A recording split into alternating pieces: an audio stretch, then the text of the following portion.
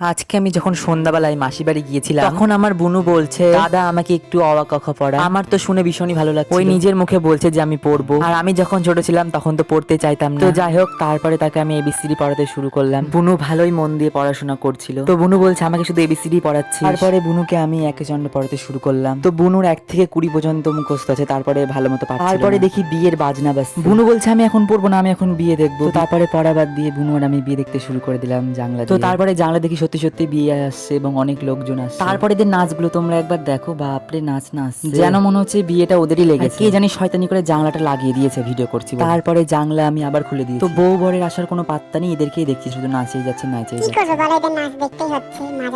ওদের নাচ শেষ করার পর এবার বাজনা পার্টি যাচ্ছে তো যাচ্ছে। আমি ভাবলাম বউ বর হয়তো নাই, চলে গেছে। পরে দেখছি না, পিছন দিক টোটোতে আছে। 1 ঘন্টা নাচ দেখার পরে ফাইনালি বউ বরের গাড়িটা সামনে আসলো, তো দাঁড়িয়ে গেল। দেখতে দেবে না হয়তো আমাদের। তোমরা দেখো, বউটা ভাবছে এদিকে আসে আমাদের তাকাচ্ছে, তুই ভিডিও করছিস, মজা করছিস না, আমার যা হচ্ছে না। তো তোমরা শুধু বউ দেখো না, যারা ইউটিউব থেকে দেখছো অবশ্যই চ্যানেলটা সাবস্ক্রাইব করে দাও, আর ফেসবুক থেকে দেখলে অবশ্যই বেস্টে ফলো করে দাও। আর বউ বরকে দেখতে কেমন লাগছে অবশ্যই কমেন্টে জানাবে। আর লোকের তাকানোগুলো দেখো, একদম চোখ ভেঙে তাকিয়ে আছে বউ বরের দিকে। তোমরা কি অনুষ্ঠান করে একদম বিয়ে করবা না কিন্তু, বলে দিলাম।